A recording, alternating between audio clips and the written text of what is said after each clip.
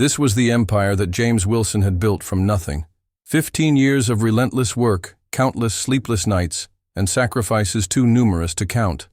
As one of the few black-owned luxury real estate firms in Georgia handling properties worth 8 figures and above, Meridian wasn't just a business. It was a statement, a legacy, a proof that barriers were meant to be broken. Yet as James stepped through the automatic glass doors that Tuesday morning, the usual surge of pride was missing. Instead, a knot of unease had taken residence in his chest, growing tighter with each passing week. Something was wrong with his company, something he couldn't quite identify through spreadsheets or quarterly reports. The warning signs had started small: a slight dip in client retention, a few unexpected resignations from long-standing agents. James had initially attributed it to market fluctuations, to the natural ebb and flow of business. But then came the complaints. At first, they were easy to dismiss. A client feeling rushed, another mentioning unprofessional communication, an email about an agent arriving late to a showing. Minor issues, nothing that couldn't be addressed with a quick training refresher or a gentle reminder about company standards. But the complaints kept coming, and worse, they began to follow a pattern. Clients speaking of dismissive attitudes, references to rude behavior, mentions of preferential treatment. The words elitist and discriminatory appear with alarming frequency. The final straw came in the form of a phone call from Dr. Raymond Green, a neurosurgeon who had purchased 3 properties through Meridian over the past decade, a loyal client, a friend. "James," Dr. Green had said, his normally confident voice subdued, "I hate to make this call, but I need to tell you something. Your team, they're not who they used to be. The way they treated my son when he came looking for his first condo, like he wasn't worth their time because he's just starting his medical career. I've never seen such arrogance from your people before. It's like they forgot where they came from." That call had left James staring out his office window for hours, watching the Atlanta skyline blur as evening descended. This wasn't just business anymore. This was personal. He could have done what was expected, called an emergency leadership meeting, hired an outside consultant, and ordered HR to conduct interviews. But James had built his success by doing what others wouldn't, by seeing what others couldn't see. That night, after the last employees had filtered out of the building, James made his way not to the executive parking garage, but to the maintenance level. The head of building services, an older man named Winston, who'd been with James since day one, looked up in surprise. "Mr. Wilson, everything all right, sir?" James closed the door behind him. "I need a favor, Winston. A big one." Winston's eyebrows rose as James explained his plan. By the time he finished, the maintenance supervisor was shaking his head, but there was understanding in his eyes. "My father always said you can't know the truth of a place until you've cleaned its floors," Winston said, opening a locker. "These should fit you." 20 minutes later, James Wilson, CEO of Meridian Luxury Properties, was gone.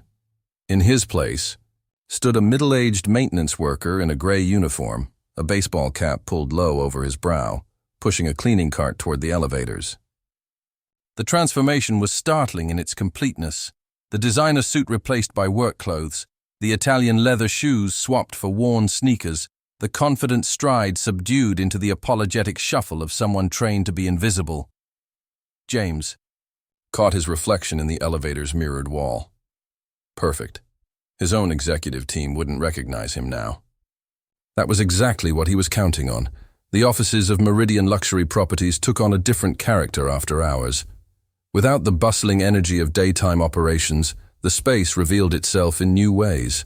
The carefully curated atmosphere of success and exclusivity gave way to something more honest. Empty desks, half-finished cups of coffee, computers humming on standby. The perfect backdrop for truth to emerge. James moved methodically, just as Winston had instructed. Empty the trash cans first. Wipe down surfaces next. Vacuum last. Keep your head down. Make yourself invisible. It wasn't difficult, James had spent his early years watching how people like him became invisible to others when they wore certain uniforms, performed certain jobs. For the first hour, it was just him and the quiet building. Then came the sound of laughter from the main conference room. James slowed his movements, angling the trash can as an excuse to linger near the partially open door. Inside, 5 of his top-producing agents sat around the table, takeout containers spread between them. These were people who each closed millions in sales monthly, people he had personally recruited, trained, promoted. "So this woman calls me today," said Vanessa Pierce, head of the commercial division, wanting to see the Peachtree property. "I ask her the usual questions, and she says she's looking for office space for her growing business. Turns out it's a hair salon in South Atlanta." Vanessa rolled her eyes dramatically. "I gave her Rebecca's number instead. Let the junior agents handle the time wasters." The others laughed, and Richard Keller, one of the senior residential specialists, raised his glass. "That's why I've started pre-screening everyone. If they can't prove they've got at least 7 figures liquid, they don't get past the phone. Call." James felt something cold settle in his stomach as he carefully collected trash from a nearby desk, keeping his movements slow and his head down. "What about that guy yesterday?" This from Thomas Westfield, James's head of marketing. "The one in the Nissan talking about wanting to see the Riverside listings?" Richard snorted. "Oh, I handled that.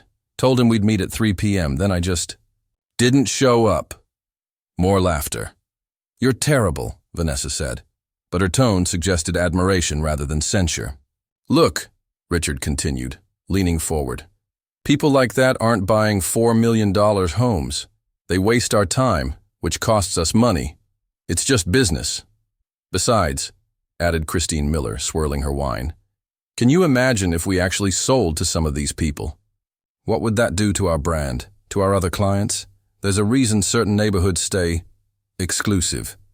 James had to force himself to keep moving, to maintain his disguise. This wasn't just bad business practice. This was everything. He had fought against his entire career. But there was worse to come. As he made his way to the executive wing, he heard raised voices from the office of Derek Phillips, his chief operating officer and right-hand man for the past 8 years. "I don't care what the client thinks," Derek was saying to someone on speakerphone. "Just add the processing fee. They're too excited about getting the house to read the fine print." A pause as the other person spoke. No, don't list it as a processing fee. Call it a document preparation charge. Yes, that sounds official. 3,000 should do it. Split it with me 50-50. James felt his hand tighten around the handle of the trash can. Derek had been with him since the beginning, had stood beside him when banks denied them loans, when competitors spread rumors, when clients walked away upon discovering the owner was black. Down the hall, the light was still on in Alicia Sanderson's office. As director of sales, she handled the company's most exclusive listings. Through the partially open door, James could see her laughing on the phone. "Of course, I told them the offer was too low," she was saying. "But I didn't even submit it." "Why bother? I've got another buyer willing to go 20% over asking." "Yes, they're already pre-approved." "Well, they're the right kind of buyer, if you know what I mean. The kind the neighborhood association won't have issues with." Invisible in his maintenance uniform, James continued making his rounds. Each conversation, he overheard more damning than the last. Agents mocking clients' accents. Discussions about which neighborhoods should be kept clean. Tactics for steering certain buyers away from premium properties. Then came the moment that nearly broke his cover. He had just begun mopping the hallway outside the small conference room when he heard his own name. Inside, Derek was meeting with Thomas and 2 other executives. "James is still living in the past," Derek was saying, his voice carrying easily through the door. "All this talk about opening doors and creating opportunities. Meanwhile, our competitors are exclusively focusing on high-net-worth clients." "The diversity initiatives are cutting into our margins," agreed Thomas.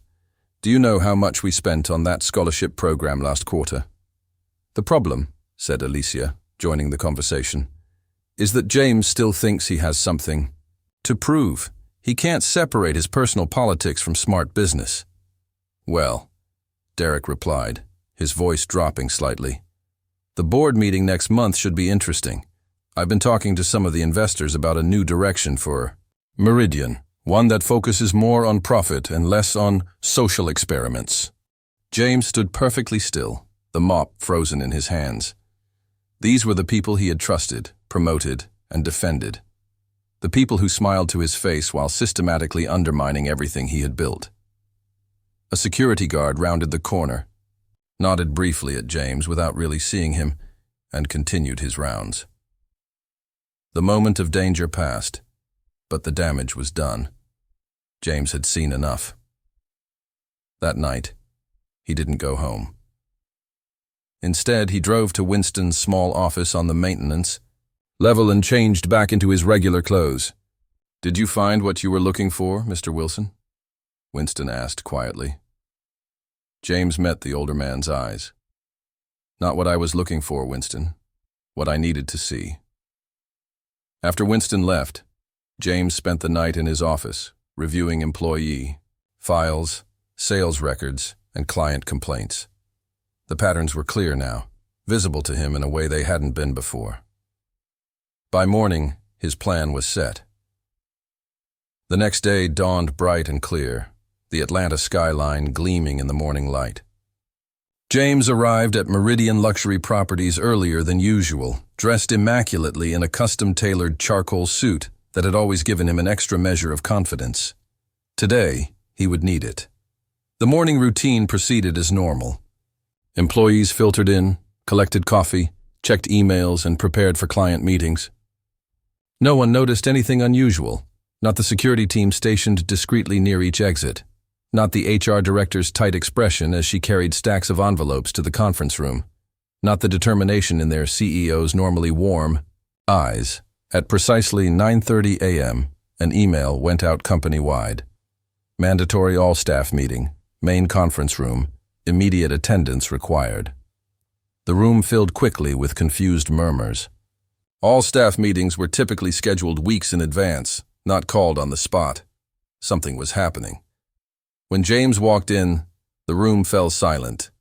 He moved to the front without speaking, without making eye contact with anyone. For a full minute, he simply stood there, surveying the faces before him, faces that had become family over the years. Or so he had thought. "Yesterday," he finally said, his voice carrying easily to the back of the room, "I spent 12 hours in this office. Not as your CEO. Not as James Wilson." He paused, letting the confusion ripple through the room. "I spent yesterday as a member of our maintenance staff, cleaning your offices, emptying your trash, mopping your floors." The silence that followed was absolute. In the back of the room, Winston stood with arms crossed, bearing witness. "I heard you," James continued, his voice controlled, but carrying an edge no one had heard before. "All of you.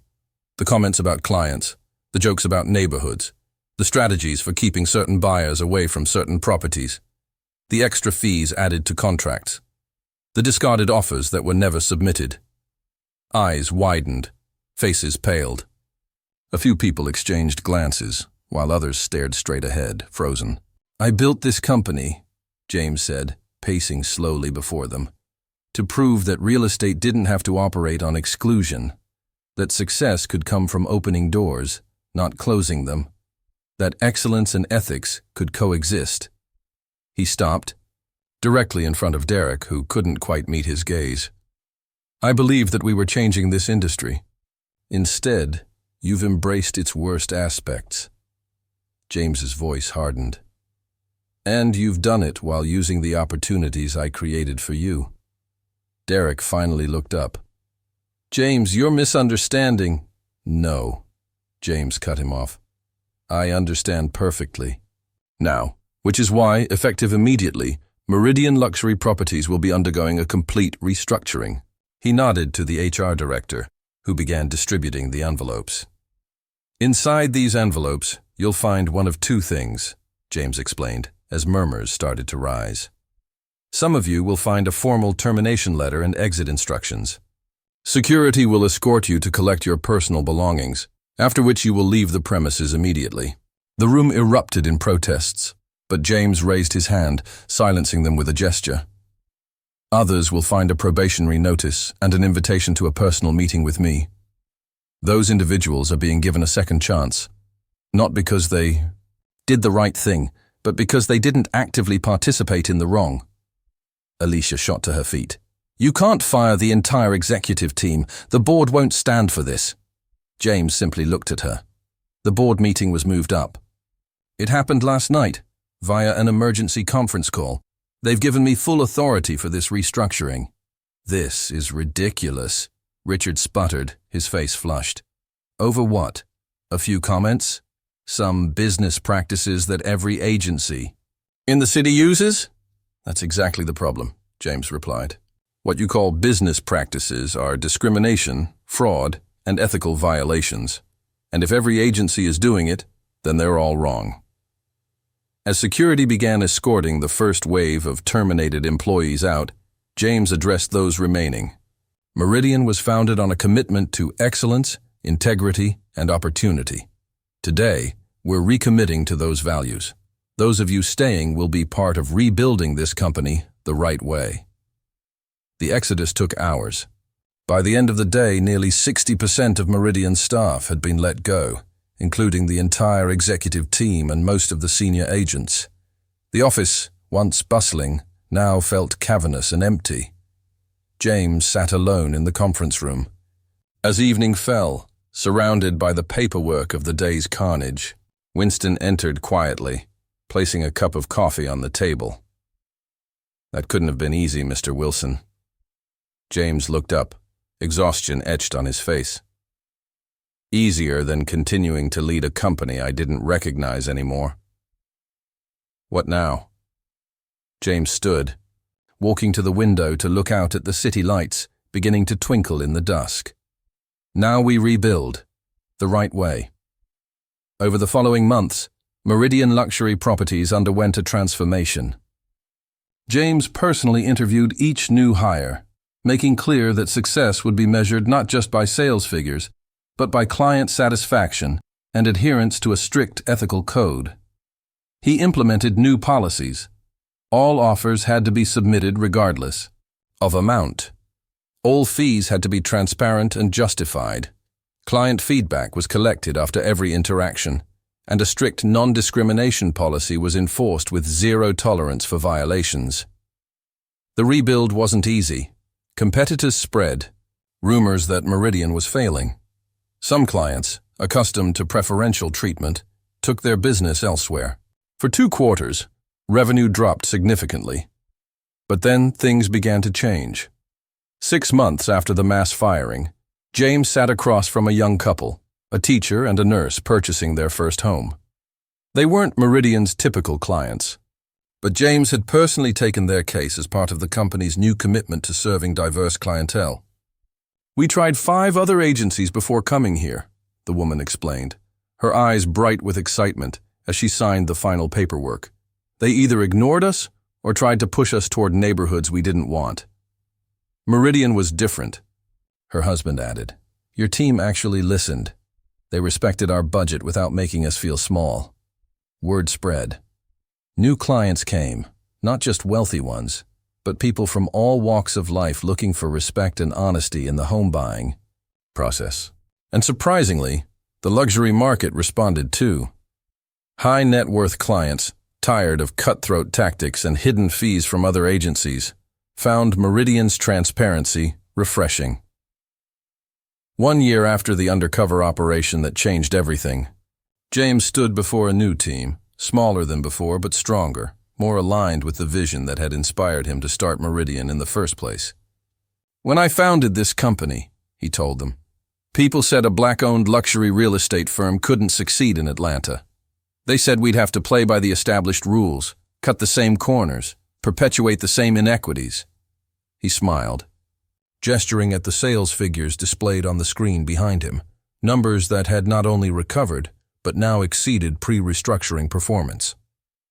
But here's what I've learned. Integrity isn't just morally right, it's good business. Every time we treat someone with respect regardless of their budget, every time we're transparent about our processes, every time we submit every offer regardless of amount, we're building something sustainable, something worth being proud of. Later that evening, as James prepared to leave the office, he passed by the maintenance room. Winston was there, organizing supplies for the night crew. "Evening, Mr. Wilson," the older man said with a smile.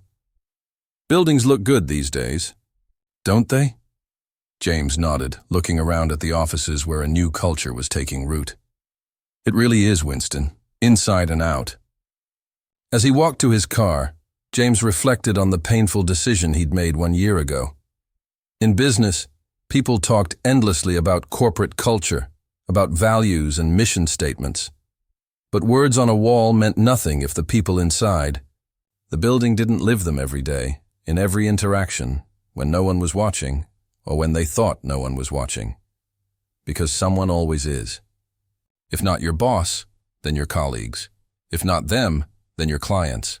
If not them, then your own conscience.